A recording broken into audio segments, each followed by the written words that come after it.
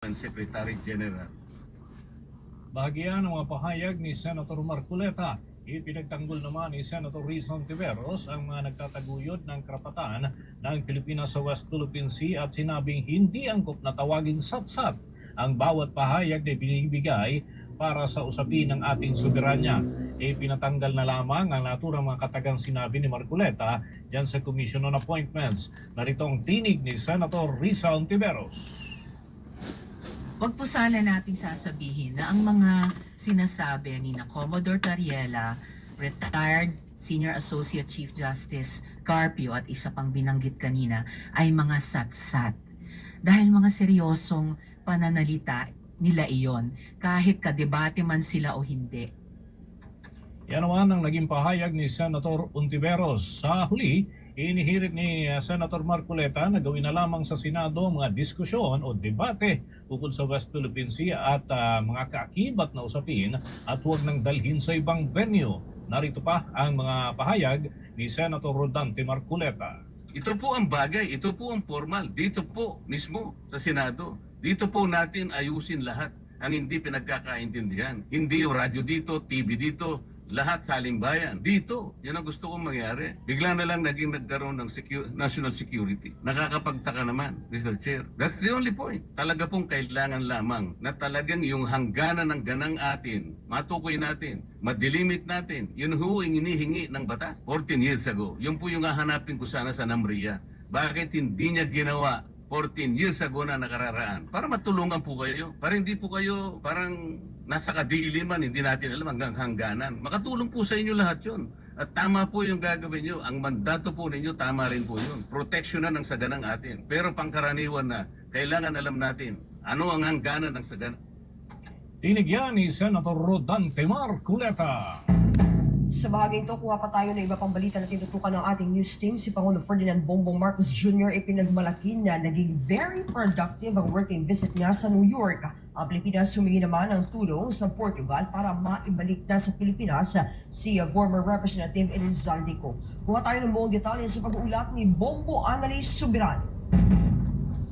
Ipinagmalaking iniulat ni Pangulong Ferdinand Marcos Jr. na very productive ang kanyang working visit sa New York, Estados Unidos matapos isulong ang kandidatura ng Pilipinas sa United Nations Security Council. Itaguyod ang karapatan ng kababaihan, hikayatin ang mga Amerikanong mamumuhunan na magnegosyo sa ating bansa. Sa pagdalo ng Pangulo sa ika-70th session ng Commission on Status of Women, binigyan din ng Pangulo na nasusukat ang tunay na pag-unlad ng bansa sa kalagayan at kapangyarihan ng kabaihan. Tinalakay rin niya ang kahalagahan ng edukasyon, pagkakaisa laban sa karahasan sa kababaihan at ang partisipasyon nila sa paggawa ng desisyon. Nakipagpulong din si Pangulong Marcos kay United Nations Secretary General Antonio Guterres kung saan iginiit niya ang patuloy na suporta ng Pilipinas sa United Nations at multilateralism. Sa harap ng mga miyembro ng UN General Assembly, binigyan din ng Pangulo ang kahalagahan ng rule of law, mapayapang pagresolba sa mga alitan. Muling inihayag ng Presidente ang hangarin ng Pilipinas na maging non-permanent member ng UN Security Council para sa terminong 2027-2028 upang mabigyang boses ang Indo-Pacific, mga developing at climate vulnerable countries. Nakipagkita rin si Pangulong Marcos sa ilang business leaders kabilang ang US Medical Globe na nagpaplanong magtayo ng manufacturing facility sa bansa na maaring lumikha ng mahigit 2,000 na trabaho. Nakipagpulong din siya sa mga opisyal ng JP Morgan upang talakayin ang kooperasyong pang-ekonomiya at mga isyung pandaigdig na nakakaapekto sa financial markets. Pakinggan natin si Pangulong Ferdinand Marcos Jr. I also met with senior leaders of JP Morgan in New York to discuss ongoing economic cooperation and key global issues that are affecting financial markets. The conversation covered heightened geopolitical tensions and their impact on global oil prices, as well as the broader implications for both advanced and emerging nations. We emphasized the importance of sustained dialogue and cooperation amid increasing volatility in international markets. JP Morgan also provided insights on the rapid advancements in AI and emphasized the growing need for governments and institutions to prepare for the transformative effects of AI on economics, industry, and labor markets.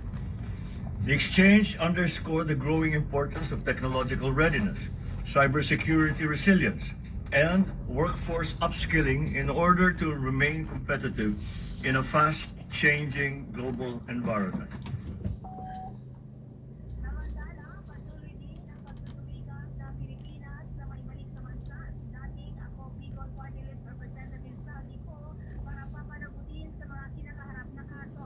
Natunayan, sinabi ni Pangulo na formal nang humiling ang pamahalaan ng tulong mula sa Portugal, kung saan pinaniniwala ang nagtungo si Ko at humihingi ng kooperasyon upang malampasan ang mga limitasyon sa jurisdiksyon.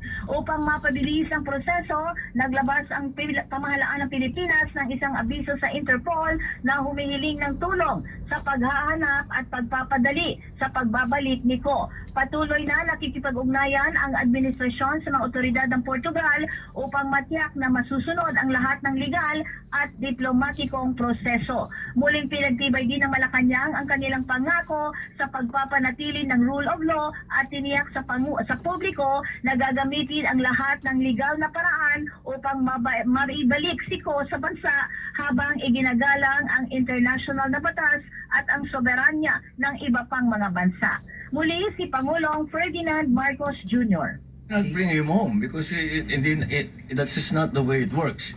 We have to ask the assistance of the country where he is in, which is presently Portugal.